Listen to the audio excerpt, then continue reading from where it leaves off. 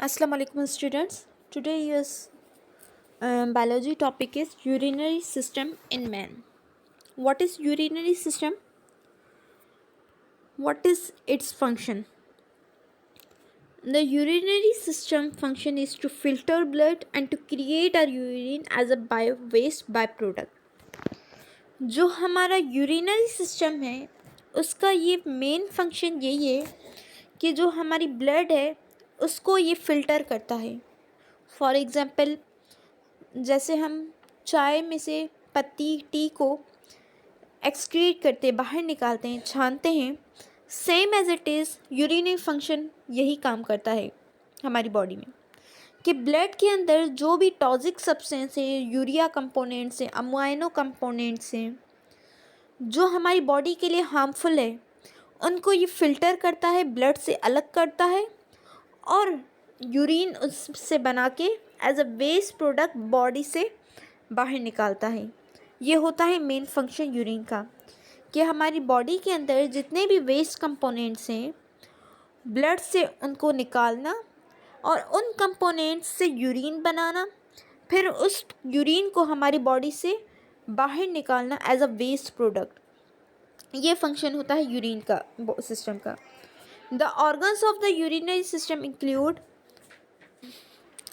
जो हमारी urinary system में ऑर्गन्स आ जाते हैं वो हमारे आ जाते हैं kidney, renal, pelvis, ureter, bladder और यूरेथ्रा. 5 कंपोनेंट्स मीन्स 5 ऑर्गन्स आ जाते हैं. फर्स्ट जो हमारा ऑर्गन है वो है kidney. After the body has taken the food components that it need, waste products are left behind in the bowl and in the blood. हम कोई भी फूड इनटेक करते हैं, जब भी हमारी बॉडी को नीड पड़ती है फूड को, जब हम हंग्री होते हैं तब हम फूड इनटेक करते हैं. जो हमने फूड इनटेक किया, अब उस फूड में जो एक्स्ट्रा कंपोनेंट्स थे, जो हमारी बॉडी के लिए टॉक्सिक थे, वेस्ट प्रोडक्ट थे, वो बच जाते हैं बाउल में, एक बाउल में, एंड इन द ब्लड, और ब्लड अकेली रह जाती है. और उसके बाद जो हमारी ब्लड प्योर बच जाता है वो साइड हो जाता है, मीन्स वो हमारी बॉडी में चला जाता है. तो क्या काम हुआ हमारे यूरिनरी सिस्टम का कि हमने जो फूड इनटेक किया उसके अंदर जो टॉक्सिक सब्सटेंस थे, पहले हमने फूड इनटेक किया, अब उस फूड से हमें एनर्जी मिली. एनर्जी के मिलने के बाद जो एक्स्ट्रा प्रोडक्ट थे, जो जिससे हमें एनर्जी नहीं मिल सकती थी, बल्कि वो जो चीज़ें बच गई वो हमारी बॉडी के लिए नुकसानकार थी, वो प्रोडक्ट हमारे यूरिनरी सिस्टम में जाते हैं और उनसे यूरिन बनता है जो हम बॉडी से एक्सक्रीट करते हैं. तो ये फंक्शन है यूरिनरी सिस्टम का, जिसमें हमारे बॉडी के अंदर जो किडनी है वो मेन रोल प्ले करती है यूरिनरी सिस्टम में. उसका काम ये होता है किडनी का and the urinary system help the body to eliminate liquid waste called urea and to keep chemicals such as potassium, sodium and water in balance. जो हमारा किडनीज है यूरिनरी सिस्टम में, इसका काम ये होता है कि हमारी बॉडी से वेस्ट को एक्सक्रीट करना लिक्विड की शक्ल में, जिसको हम यूरिया कहते हैं, जो कि लिवर में बनती है, और इस यूरिया से फिर यूरिन बनता है. यूरिया लिवर में बनता है और यूरिन किडनी में. ये चीज़ याद रखना कि यूरिया लिवर में बनता है और यूरिन किडनी में. तो यूरिया की शक्ल में मीन्स लिक्विड की शक्ल में वेस्ट को एक्सक्रीट का, जिसको हम यूरिया कह रहे हैं. और ये काम है कि वो जो हमारे बॉडी के अंदर केमिकल्स हैं जैसे पोटेशियम, सोडियम, नाइट्रोजन, मैग्नीशियम, ये जो एलिमेंट्स हमारी बॉडी के अंदर पाए जाते हैं जैसे साल्ट, इनकी कंसंट्रेशन को मेंटेन रखना, मीन्स बॉडी को जितनी इनकी नीड है उतने रखना, जो बच जा रहे हैं उनको बाहर निकालना. और हमारी बॉडी के अंदर वाटर की कंसंट्रेशन, पानी की कंसंट्रेशन, इसको मेंटेन रखना. क्योंकि फॉर एग्जांपल हम ज़्यादा यूरिन एक्सक्रीट करेंगे, बॉडी से ज़्यादा वाटर बाहर निकल जाएगा. जब वाटर बाहर ज़्यादा जाएगा तो हमारी बॉडी सिकुड़ जाएगी, जैसे सेल्स हमारी डैमेज हो जाएंगे, डेड हो जाएंगे। सो वाटर की कंसंट्रेशन को बैलेंस रखना और केमिकल्स की कंसंट्रेशन को बैलेंस रखना, ये भी काम किडनी का है और यूरिनरी सिस्टम का है। Urea is carried in the blood stream to the kidney where it is removed along with water and other waste in the form of urine. जो यूरिया है अब वो किडनी तक कैसे आएगा? यूरिया हमारा बनता है लिवर में। फॉर एग्जाम्पल आपको पता है जो हमारे रेड ब्लड सेल्स हैं, वाइट ब्लड सेल्स हैं, प्लेटिलेट्स हैं, मतलब जो हमारी ब्लड के अंदर कंपोनेंट सेल्स पाए जाते हैं, इनकी एक फिक्स्ड लाइफ साइकिल होती है। उसके बाद वो खुद ऑटोमेटिक मर जाते हैं। जैसे हमारे रेड ब्लड सेल्स आरबीसीज, उनकी लाइफ है 120 डेज मीन्स 4 महीने। WBCs की भी इसी तरह लाइफ साइकिल है, प्लेटिलेट्स की भी है। यहाँ पर काम RBCs का है, रेड ब्लड सेल्स का, जिसकी लाइफ साइकिल 120 डेज है। तो जब ये सेल्स RBCs या बाकी सेल्स मर जाते हैं तो इनको कहाँ दफनाया जाता है? क्वेश्चन अराइज हुआ है कभी आपके माइंड में कि जो हमारी बॉडी के अंदर सेल्स रोज़ मरते हैं फिर नए बनते हैं, नए तो बनते हैं, पुराने सेल्स कहाँ जाते हैं, कहाँ पे दफन होते हैं? तो वो हमारे दफन होते हैं लिवर और स्प्लीन में। लिवर और स्प्लीन में हमारे जो डेड सेल्स हैं, RBCs खास करके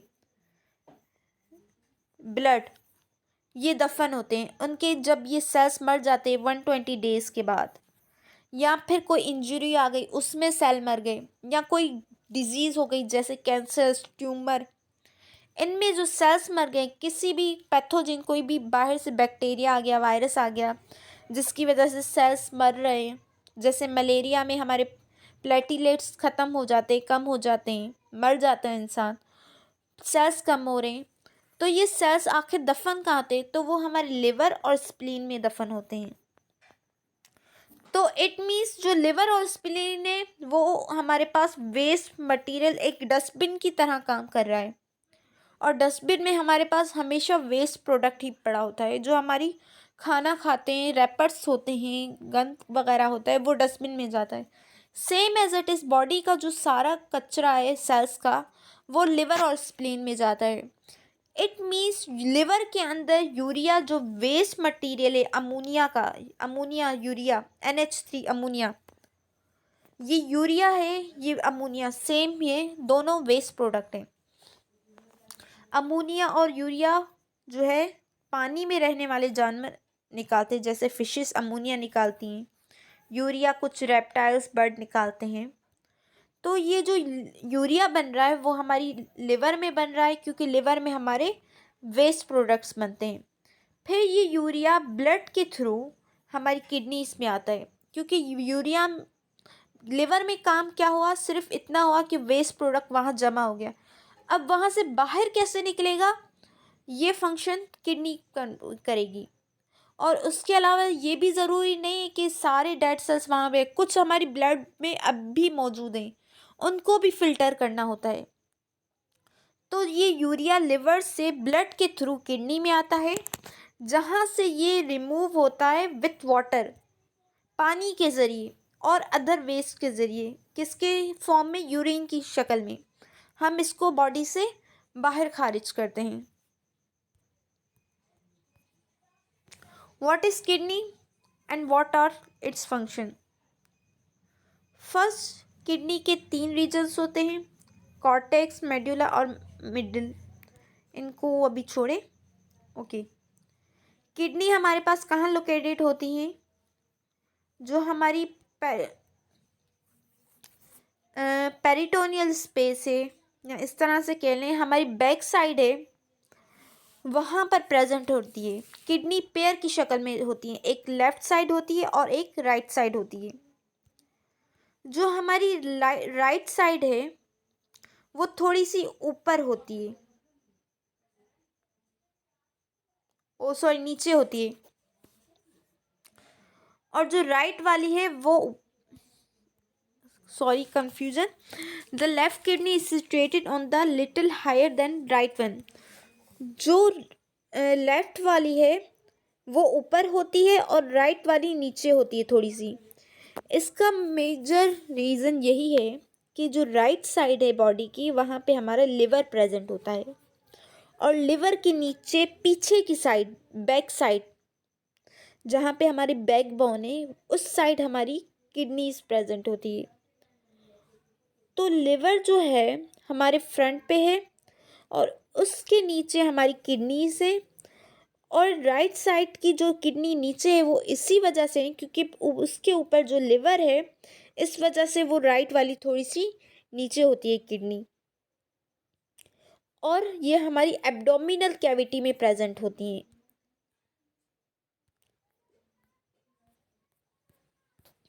जैसे मैंने आपको हार्ट का बताया था, लंग्स का बताया था कि हार्ट और लंग्स एक मेम्ब्रेन के अंदर बंद होते हैं, एक शॉपर के अंदर, एक बैग के अंदर बंद होते हैं। इसी तरह जो हमारी बॉडी के अंदर दो किडनीज हैं वो भी एक मेम्ब्रेन के अंदर बंद होते हैं जिसको कहते हैं पेरिटोनियम। दोनों किडनीज के बाहर एक मेम्ब्रेन होती है, एक लेयर होती है जो इसको बाहर के एनवायरनमेंट से सेपरेट करती है, उसका नाम है पेरिटोनियम। उसके बाद इस मेम्ब्रेन और इस किडनी के बीच में जो स्पेस है यहाँ पर एक फ्लूइड प्रेजेंट होता है जो इसको कुशन प्रोवाइड करता है और फ्रिक्शन से रोकता है, रुकावट, फ्रिक्शन कहते हैं रुकावट या शक्ति को। ये फ्लूइड प्रेजेंट होता है तो इसका फंक्शन क्या होता है कि ये हमारी किडनी के अंदर जो फ्रिक्शन प्रेजेंट है उसको कम करता है और ये कुशन एक सॉफ्टनेस देता है किडनी को, और इस फ्लूइड को कहते हैं पेरिटोनियम फ्लूइड। उसके बाद जो किडनी है उसके 3 रीजन्स आ जाते हैं। सबसे बाहर वाला कॉर्टेक्स, बीच वाला मिडल और medulla, and the renal pelvis in the region called helium of the cortex। Diagram में देख लें। जो बाहर वाला पोर्शन है वो कहलाता है, इसमें शायद नहीं है, दिस इज कॉर्टेक्स। बाहर का पोर्शन कहलाता है कॉर्टेक्स। कॉर्टेक्स ये जो बाहर का पोर्शन है ब्लैक वाला ये कहलाता है कॉर्टेक्स।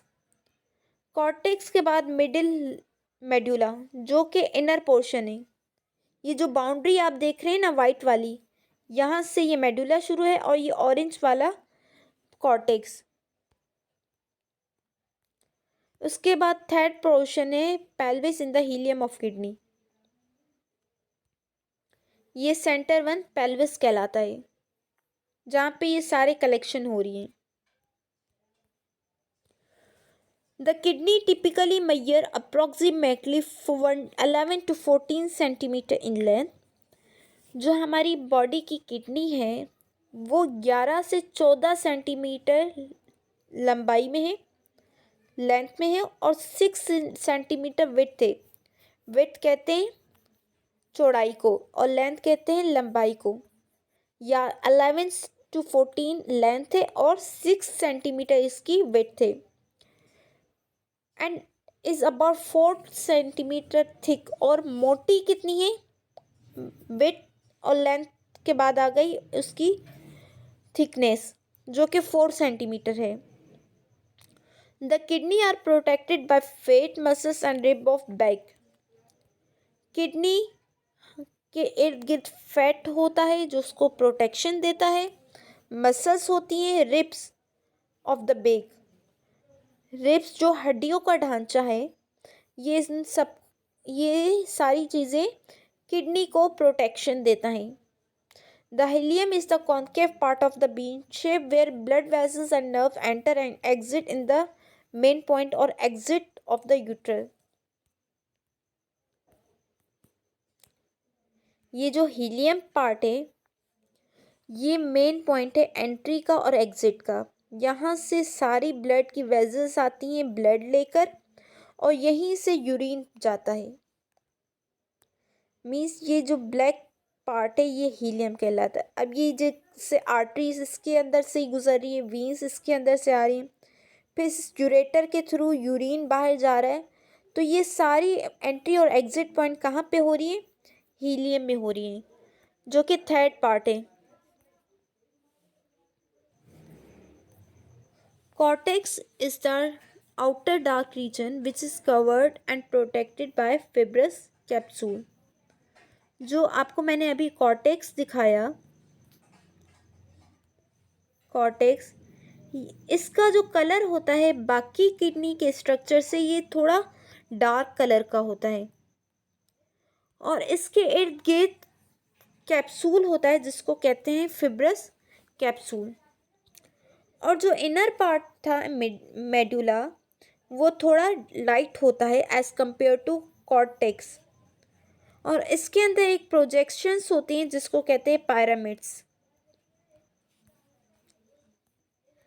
फॉर एग्जांपल मैं यहाँ पे किडनी ड्रॉ कर लेती हूँ। ये किडनी है,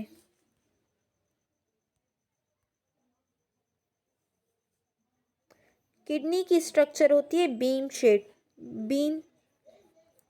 शेप की स्ट्रक्चर होती है। अब इसके अंदर ये पार्ट आ गया कॉर्टेक्स, कॉर्टेक्स। अब ये इनर जो बनाया मैंने ये कहलाता है मेडुला, रेड के बाद।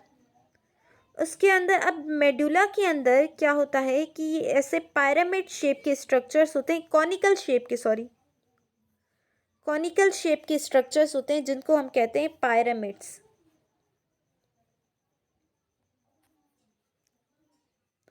मेडुला के अंदर ये मेडुला है रेड वाला, इसके अंदर कॉनिकल शेप के स्ट्रक्चर्स होते हैं। ये रेड वाला सारा मेडुला है, ये इसके अंदर ये कॉनिकल शेप के स्ट्रक्चर हैं जिसको हम कहते हैं पायरामिड्स।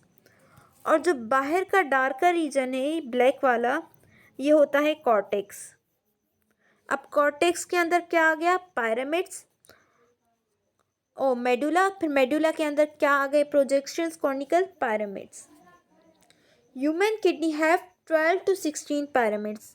हम इंसानों के अंदर 12 से 16 पायरामिड्स होते हैं। जो ये मैंने स्ट्रक्चर कॉनिकल शेप बनाए ये हर एक किडनी के अंदर होते हैं। ये 12 to 16 पायरामिड्स होते हैं ह्यूमन के अंदर। Medulla contain nephron which is the function unit, kidney connected with ureter through pelvis which is the enlarge part of the ureter inside the kidney. अब ये किडनी है ना, यहाँ से एक यूरेटर अराइज होगी। यूरेटर एक डक्ट होती है, एक नाली होती है जो किडनी से निकलती है। इसके अंदर क्या होता है कि किडनी में जो यूरिन बना, अब वो इस यूरेटर, इस नाली के थ्रू बाहर जाएगा, नीचे जमा होगा। ये येलो वाला पार्ट कहलाता है यूरेटर।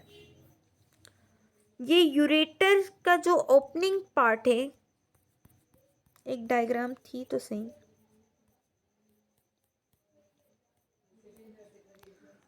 क्या होता है कि ये जो किडनी है इसमें से ये जो यूरेटर निकल रहा है, यहाँ पे एक मोटा पार्ट होता है, थोड़ा सा मोटा एनलार्ज पार्ट होता है जिसको कहते हैं पेल्विस।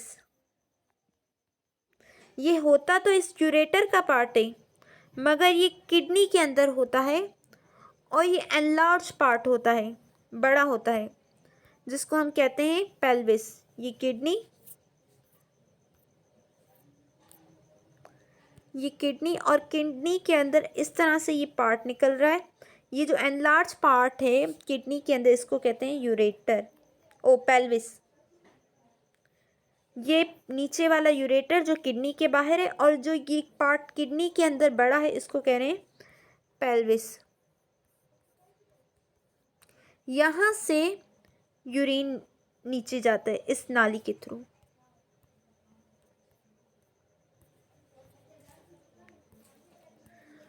नेफ्रॉन क्या है? Nephron are the functional unit of the kidney and number about 1.3 million per kidney. Nephron जो है हमारी किडनी के फंक्शनल यूनिट कहलाते हैं। और हमारी बॉडी के अंदर जो हमारी एक किडनी है उसके अंदर 1 मिलियन, यहाँ पे 1.3 मिलियन लिखा हुआ है, वैसे 1 मिलियन कहा जाता है। 1 मिलियन नेफ्रॉन होते हैं एक किडनी के अंदर। इट मीन्स हमारी बॉडी के अंदर 2 किडनी है तो 2 million nephron. A nephron has 2 main parts, tubules and corpuscles. A cup-shaped corpuscles contain glomerulus. The main component of the nephron are called glomerulus, the Bowman's capsule और the glomerulus capsule. Okay, ये diagram से देखते हैं। ये है nephron. Nephron के 2 main part आते हैं, ग्लोमरस मीन्स कैप्सूल और ये कॉर्पसस। ये जो स्टार्टिंग पार्ट है कप शेप, इसको कहते हैं ग्लोमेरुलस, बाउमन्स कैप्सूल। ये कहलाता है बाउमन्स कैप्सूल। ये ऊपर नाम लिखा हुआ है इसका, बाउमन्स कैप्सूल। इस बाउमन्स कैप्सूल के अंदर क्या होता है, एक छन्नी पड़ी होती है जिसके अंदर पोर्स होते हैं, इसको कहते हैं ग्लोमरस। ये देखें, इस येलो के अंदर छन्नी पड़ी है जिसको कहते हैं ग्लोमेरुलस। अब क्या होता है कि ये जो आर्टरी आ रही है अफेरेंट ए वाली ऊपर से, इसके अंदर से ब्लड आता है, ब्लड एंटर हुआ, ये आई ब्लड इस छन्नी में आई। यहाँ पे प्रेशर बहुत हाई होता है ब्लड का, क्योंकि यहाँ पे पूरी बॉडी का ब्लड आ रहा है फिल्टर होने के लिए, तो यहाँ पे प्रेशर बहुत ज़्यादा हाई होता है। ये ब्लड इस अफेरेंट आर्टरीज और वीन्स, तो मैंने आपको पढ़ाई थी हार्ट के चैप्टर में कि आर्टरीज वो होती हैं ब्लड जहाँ से आए, और इफ वीन्स वो होती हैं जहाँ से डीऑक्सीजनेटेड ब्लड आए। सो जो ये अफेरेंट आर्टरियल है, यहाँ से ब्लड आएगा इस बाउमेंस कैप्सूल में। ये जो छन्नी पड़ी हुई है इसके अंदर, ये बाउमेंस कैप्सूल के अंदर ये जो छन्नी पड़ी है जिसको हम ग्लोमेरुलस कह लें, यहाँ पे आएगा। यहाँ पे ब्लड का प्रेशर बहुत ज़्यादा होगा। अब छन्नी का काम क्या होगा कि फिल्ट्रेशन करना, जैसे चाय पकाने के बाद हम कप पे डालते हैं तो वो छन्नी के थ्रू हम पास करते हैं ताकि जो वेस्ट है, जो हमारी टी है, वो उसमें रह जाए और लिक्विड पास हो जाए। सेम फंक्शन यही यहाँ पे होगा कि ब्लड यहाँ पे आया, यहाँ पे फिल्ट्रेट हुआ, यहाँ पे फिल्ट्रेशन हुई कि जो वेस्ट प्रोडक्ट है वो यहाँ पे रुक गए और लिक्विड जो ब्लड का प्योर था, प्रोटीन्स वगैरह ब्लड के अंदर थी, वो यहाँ से गुज़र गई। ये यहाँ से अब ये एंटर होगा। यहाँ पे बाउमेंस कैप्सूल के अंदर ग्लोमेरुलस था, ग्लोमेरुलस के अंदर अफेरेंट आर्ट्रियोल के थ्रू ब्लड आई, ब्लड यहाँ पे फिल्टर हुई, सारी फिल्टर नहीं होगी, कुछ होगी। उसके बाद यहाँ पे एक लूप होगा इस तरह से, जिसको कहते हैं proximal tube, convoluted tube, PCT. ये कप, इसके अंदर कैप्सूल, उसके बाद इस तरह से ये नाली आ गई, इसको कहते हैं पीसीटी। पीसीटी मतलब proximal convoluted tubule, proximal convoluted tubule, proximal convoluted tubule. पहले क्या था, बाउमेंस कैप्सूल, उसके अंदर ग्लोमेरुलस था। ग्लोमेरुलर कैप्सूल भी कहा जाता है क्योंकि उसके अंदर ग्लोमेरुलस था। उसके बाद है प्रॉक्सिमल कन्वोल्यूटेड ट्यूब, जो कि बाउमेंस के बाद है। ये बाउमेंस, उसके बाद ये ट्यूब्यूल। देन ये इसके बाद एक लूप आता है जिसको कहते हैं लूप ऑफ हेनल। ये जो यू शेप्ड स्ट्रक्चर है, ये प्रॉक्सिमल ट्यूब्यूल, ये एक लॉन्ग यू शेप्ड स्ट्रक्चर बनाता है जिसको कहते हैं लूप ऑफ हेनल। ये जो यू शेप्ड स्ट्रक्चर है पूरा, इसको कहते हैं लूप ऑफ हेनल। HENLE।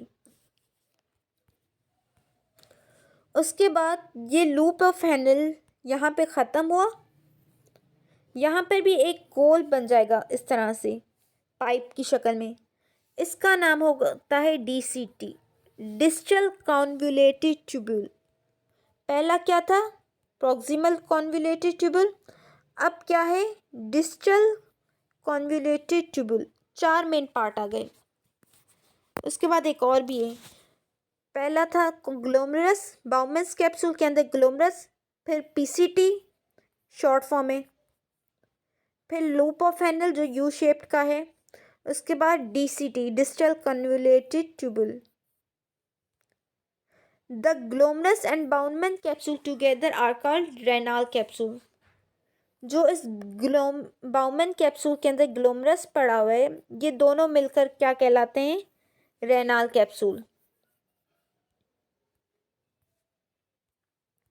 ये था स्ट्रक्चर नेफ्रॉन का। The renal corpuscles, the proximal tubule and the distal convoluted tubule are situated in the cortex। अब 3 पार्ट आ गए।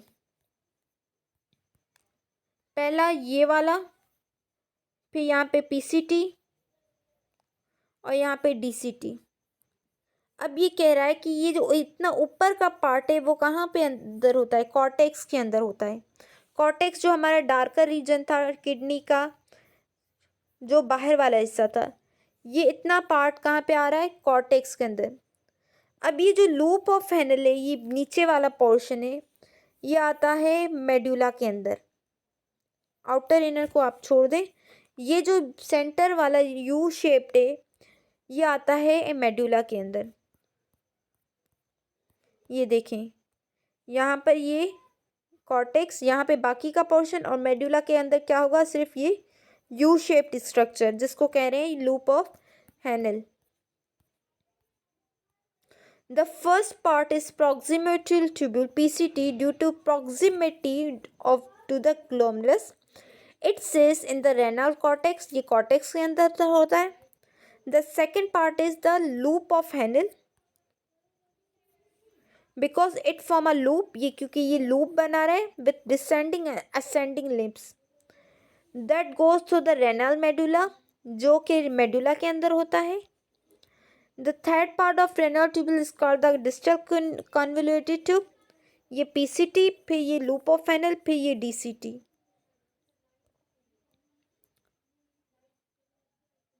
It is also restricted in the renal cortex, जो कि renal cortex में होता है। फिर ये PCT, फिर ये loop of Henle, फिर ये DCT। अब DCT से ये डक्ट निकलती है जिसको कहते हैं कलेक्टिंग डक्ट। यहाँ पे यूरिन जमा होता है। अब ये PCT, ये ग्लोमरस, फिर ये DCT। अब ये डक्ट इस तरह से, जिसको कहते हैं collecting duct. That line in the pyramid, ये भी पायरामिड के अंदर होती है। जो मेडुला के अंदर मैंने आपको पायरामिड नहीं बताए थे इस तरह से, ये डक्ट कलेक्टिंग इसके अंदर पायरामिड के अंदर पाई जाती है। ये है कलेक्टिंग डक्ट।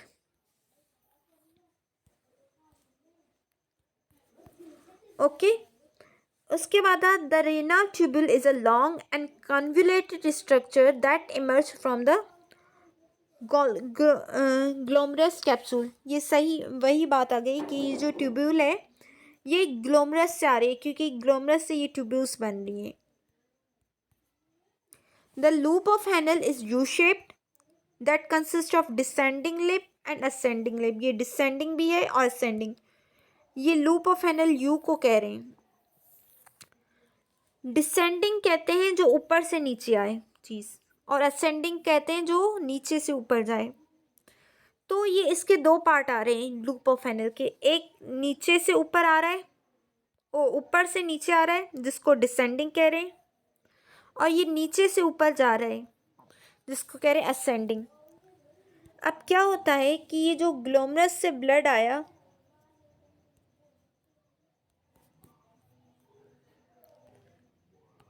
ये जो ग्लोमरस से ब्लड आया ये इस प्रॉक्सिमल ट्यूब्यूल में आया, फिर इस लूप में फैनल में, फिर ऊपर गया, नीचे आया, फिर ऊपर गया, फिर डीसीटी में गया, फिर कलेक्टिंग डक्ट में। ब्लड पूरा ट्रैवल हो रहा है ग्लोमरस में, फिर इस ट्यूब्यूल में, फिर ये ऊपर से नीचे आ रहा है जिसको हम कह रहे हैं डिसेंडिंग। तो ये जो डिसेंडिंग आई, जो ऊपर से नीचे, उसके बाद ये ब्लड यहाँ से क्रॉस होके ऊपर गया। अब ये जो ब्लड ऊपर जा रहा है नीचे से ऊपर, इसको कहेंगे असेंडिंग।